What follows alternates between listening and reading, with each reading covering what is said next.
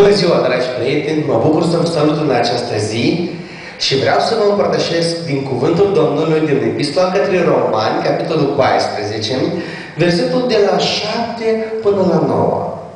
Epistola către Romani, capitolul 14, versetul de la 7 până la 9. Apostolul Pavel scrie lucrurile următoare. În adevăr, nici unul din noi nu trăiește pentru sine și nici unul din noi nu moare pentru sine. Căci dacă trăim, pentru Domnul trăim. Și dacă murim, pentru Domnul murim. Deci, fie că trăim, fie că murim, noi suntem ai Domnului. Căci Hristos pentru aceasta a murit și a înviat, ca să aibă stăpânire și peste cei morți și peste cei vii. Amin. Slavă Domnului! Vreau să vă încurajez cu acest verset.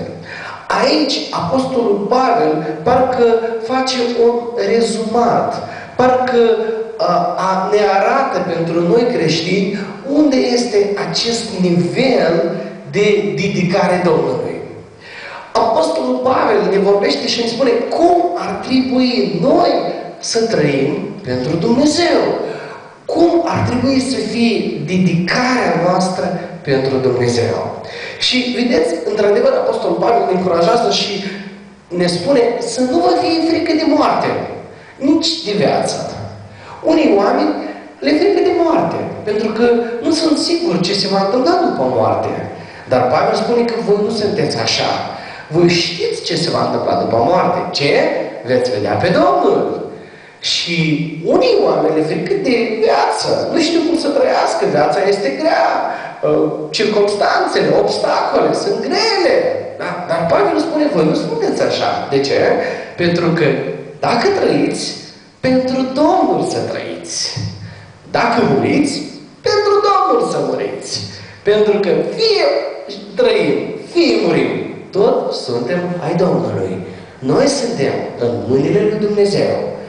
Noi, creștinii, suntem în brațele lui Dumnezeu. Dumnezeu ne păzește, Dumnezeu ne crotește, Dumnezeu ne conduce în viața aceasta.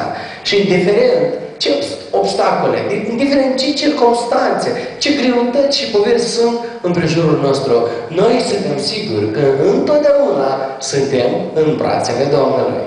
Fie că trăim, fie că murim, tot suntem ai Domnului.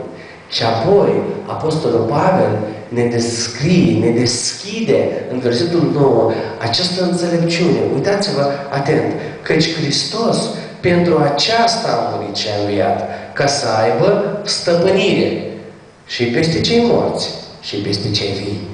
Hristos este mai presus decât orice. El a murit și a înviat. A fost mort ca să aibă stăpânire peste cei morți și a înviat ca să aibă stăpânire peste cei vii. El are toată puterea, a fost dată. Dar noi trebuie doar să ne supunem stăpânirea aceștia, stăpânirea lui Hristos. Vă doresc din toată inima, dragi prieteni, să fiți supuși stăpânirii lui Dumnezeu. Ca Dumnezeu să stăpânească viețile dumneavoastră. Dar să știți că Dumnezeu niciodată nu va veni cu forță peste viața dumneavoastră. Nu. Așa este Satan, vrăjmașul. Dar Dumnezeu ne iubește și Dumnezeu stă în smerenie și așteaptă când noi ne deschidem inimile noastre față de El. Dumnezeu să vă binecuvânteze și să stăpânească viețile dumneavoastră. Amin.